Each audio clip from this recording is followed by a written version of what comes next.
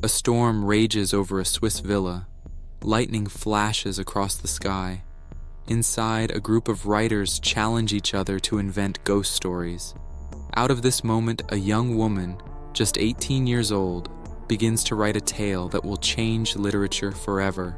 Her name was Mary Shelley, and the story she created, Frankenstein, or the Modern Prometheus, has haunted imaginations for more than 200 years. But where did the idea come from? What real events, scientific experiments, and personal tragedies inspired the world's most famous monster? Tonight, we uncover the real story behind Frankenstein. Mary Shelley was born in London in 1797 into a family of radical thinkers. Her mother, Mary Wollstonecraft, was a pioneering feminist writer, and her father, William Godwin, was a political philosopher. But tragedy struck early. Mary's mother died of complications shortly after her birth. Mary grew up in an atmosphere of books, ideas, and intellectual debates. She had access to writers, scientists, and revolutionaries of the era, yet she also felt the shadow of loss.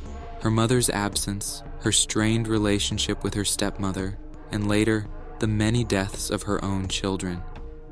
At 16, Mary fell in love with Percy Bysshe Shelley, a brilliant but controversial romantic poet. Their relationship was scandalous. Percy was already married, and the two eloped, traveling through Europe together. Their life was passionate, but marked by constant tragedy, financial struggles, and social judgment. All of these experiences, intellectual curiosity, personal grief, and a sense of being an outsider, would shape Mary's most famous creation. The year was 1816, known as the Year Without a Summer. A massive volcanic eruption in Indonesia had spewed ash into the atmosphere, causing cold, dark weather across Europe. Crops failed, skies were gray, and rain fell endlessly. Mary and Percy Shelley spent that summer near Lake Geneva in Switzerland with their friend Lord Byron, the famous poet, and Byron's physician, John Polidori. The group often stayed indoors, reading ghost stories aloud to pass the gloomy days. One night, Byron suggested a contest. Each guest should write a ghost story. At first, Mary struggled. Then one evening, she listened to a conversation between Byron and Percy about electricity, galvanism, and the possibility of reanimating the dead. That night, Mary had a vivid waking dream. She saw a pale student kneeling beside the lifeless body of a man.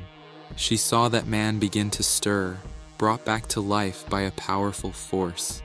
The image was so vivid, so horrifying, that it became the seed of her novel. Mary later recalled, "I saw, with shut eyes, but acute mental vision, the pale student of unhallowed arts kneeling beside the thing he had put together. I saw the hideous phantasm of a man stretched out, and then, on the working of some powerful engine, show signs of life and stir with an uneasy, half-vital motion." From this vision, Frankenstein was born. To understand Frankenstein, we must look at the science of Mary Shelley's time. In the early 1800s, scientists were experimenting with electricity and its effects on the body. Italian physician Luigi Galvani had discovered that electric currents could cause the legs of dead frogs to twitch. His nephew Giovanni Aldini took these experiments further, applying electricity to the corpses of executed criminals. Reports describe corpses opening their eyes, clenching fists, and even sitting upright under the power of electrical currents. For many, these experiments suggested that electricity was the vital spark of life itself. Could science one day reanimate the dead? Could humans unlock the secret of creation? These ideas fascinated and terrified people, and Mary Shelley, surrounded by poets, philosophers, and scientists, absorbed them all. In Frankenstein, she asked a chilling question. What happens when humans push science too far? Mary began writing Frankenstein that summer, and by 1818, it was published anonymously. At just 20 years old, she had created a story that blended horror, science, and philosophy. The novel tells the tale of Victor Frankenstein, a young scientist who creates life by reanimating dead matter. Horrified by his own creation, Victor rejects the creature, who then wanders the world, lonely, despised, and vengeful. The book is not just a horror story.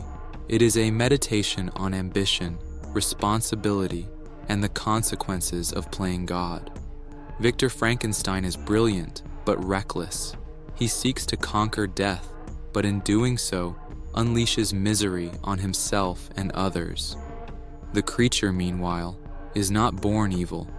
He longs for companionship, kindness, and acceptance. But when society rejects him, he becomes filled with rage. The real tragedy of Frankenstein is not the monster's birth, but his abandonment. Mary's novel reflected her own experiences of loss, grief, and alienation.